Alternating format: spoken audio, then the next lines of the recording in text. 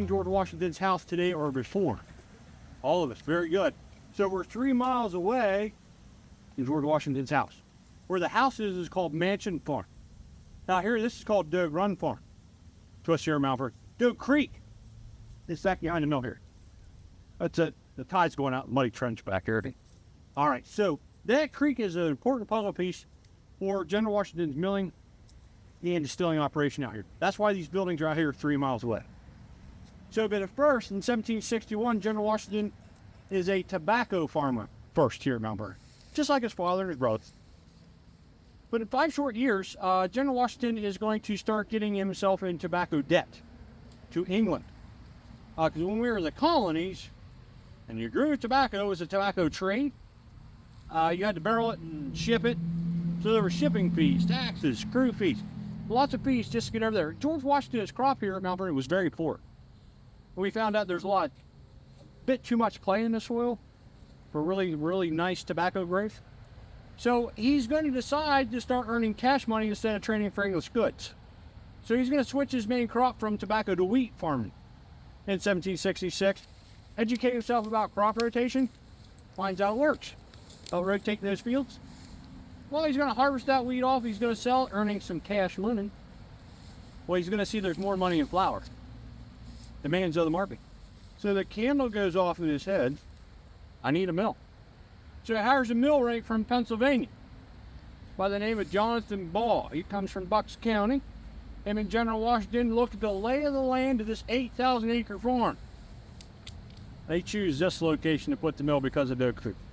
So they break ground here in 1770. The mill is completed in 1771. The same time that they're building this, they're digging out what's called the head race. That's this trough water you see here today. Folks, today it stops in the parking lot. I mean, y'all can keep secrets. All of you, right? Yeah. I'll tell you, there's a pump out back here in the grass. We pull the water from the backside of the creek and blow it up here today. But historically, in the 18th century, they went to the end of Mount Vernon and put a dam in on Doe Creek, 2 miles that way. So it made a mill pond up there. So this trough was 6 feet wide, 8 foot deep, for 2 miles long. It was also done in 1771. So they're rediverting the creek water down here to the mill, then back out. So in 71, Washington was able to have the miller get the mill going, and he wants the majority of what was known as superfine flour coming out of the mill. That is our cake or pastry flour to us today. He's going to have that barreled and sold. A lot's going to be sold to the West Indies and Europe. He's going to sell just a little bit locally in Alexandria. But those ships going overseas, after many months, it's a lot more money for General Washington. So this business is very good for him. He keeps it going the rest of his life. When he dies December 14, 1799, his nephew, Lawrence Lewis, inherits Doe Run Farm. So he's getting the milling and distilling business. He marries Nellie Custis, the granddaughter of General Washington. And they're going to rename this Woodlawn Plantation. They're going to build their house. It still stands, for instance, over that way, on top of the hill. So, but for the Lawrence Lewis, what happens, folks? The markets go south. He's not managing it the best way, and he gets so far in debt, the property has to be sold in the 1830s. So it's sold out of the Washington family. Quakers from Pennsylvania buy it.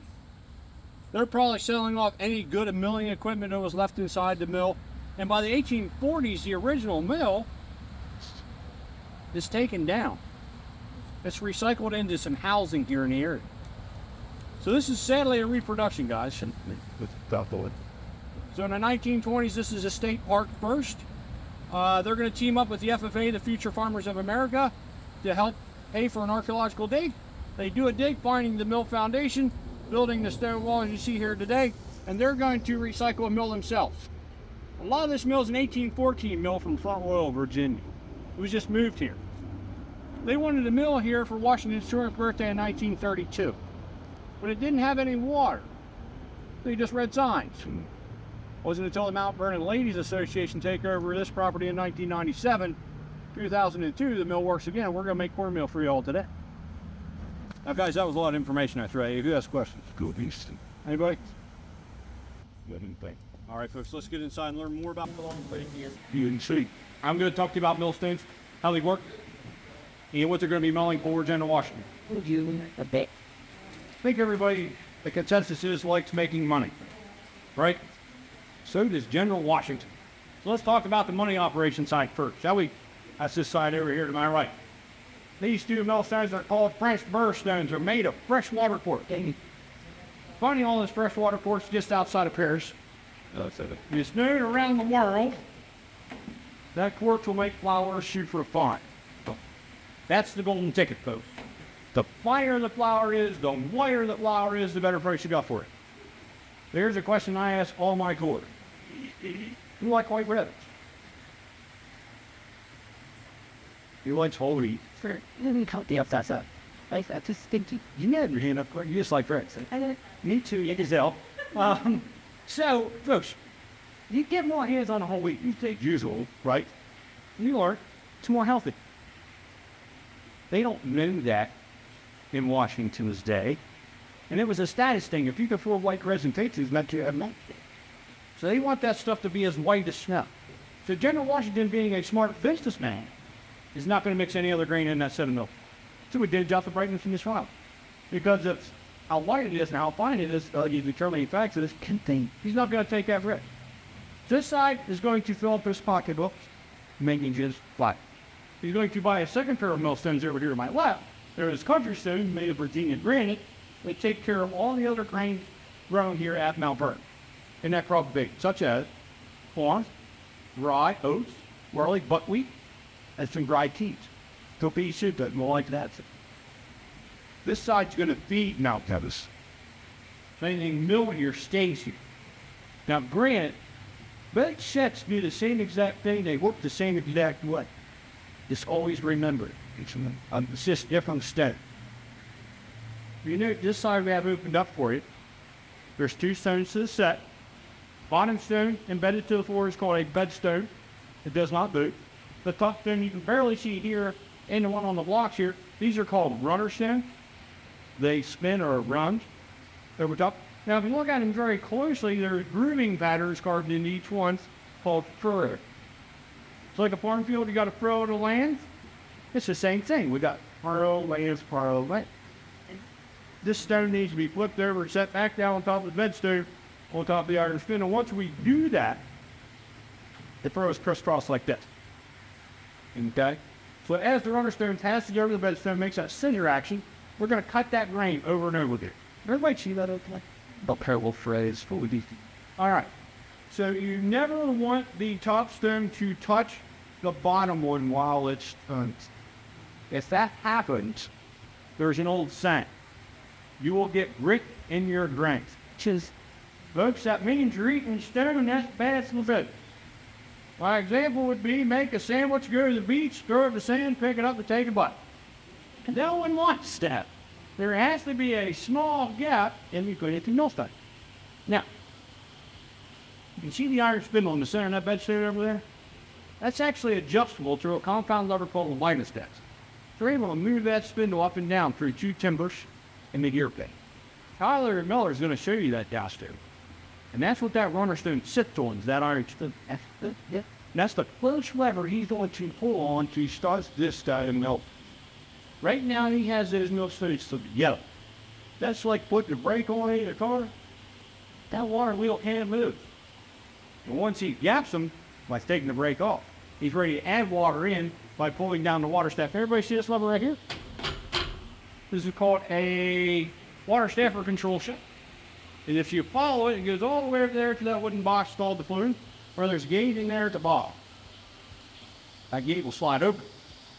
Water pours out of the bottom of the box on the back side of the water wheel, making it heavy. This wheel will then pitch backward, which is known as a pitch back wheel. You guys catching on that didn't make stuff very hard with it. And the 16 feet diameter and the wow factor is 17 horsepower. What do y'all think of that? All right, so once that water wheel rotates, has a set of gears below my feet. It makes the iron spindle rotate, turning the top stone. And this is all going off. Tyler is going to start moving the lighter stats again, because he's going to set this top stone where he wants that consistency. So bring a part in, this is going to make stuff more force like cracked corn and bricks. Three hands close together, he's going to make cornmeal, things of that like. He's going to use a rule of thumb method to how to know. I just pass the box, stay 3 fingers. That's his gate. If he likes it, he leaves it there. I think that But we also keep our nose to the grindstone type of thing, too. just too. I bet you all smelled burnt lightweight popcorn before. Oh, me and us, I'm sure we all had. All right. You get a burning smell on this side doing corn. If it smells like that, the stones are rubbing the guts. It causes too much foot heat. And that's what it'll taste like. I might get a cup that. So you got to adjust the stones accordingly, and you're going to get that grit in there. All right? And as this is all going on, he's doing that, everything's coming, the grain's going to move as well. Now, we just oxidized this put in the fall. It's called hoppers. It's going to flood all that grain down this next wooden top here, fall a shoe. Now, hold about this one and see, now I'll see what it looks like here. It's called a shoe. All right? That's going to bring that grain forward for it. Now, there's a can called a dam on the center of the runner stone connected to the runner stone, and I'll hold up this one so you can see what it looks like. Let's see your damsel. The little foot here at the bottom is how it connects to the runner stone. This is going to rotate with that runner stone. The little iron bars are going to hit you on the shoe, knock your grain into the mill stone. Just like that. Knocks the grain in there for you. Once it happens before it's catch that grain and cut it. Rotation of the stones stay around, slings the product down the spiral pattern. Then it finds an exit hole. You all can see your exit hole on this side. It is hooked to a meal spout. We have one over here as well. This right about here. All right, with me. That sends all the product down to the full below. That's where you're all going to see it come at. You all ready to see us run? Yeah. Where you get your cameras and cell phones ready, folks. Watch this up here for about 10 to 15 seconds. After that to be up here, it's not going to change, guys. Never falls in that hole until we shut it off. Just like watching snowfall, you gotta take yourself away though. The stairs are behind you. When you get downstairs, the old Sillian fly switch, mill around.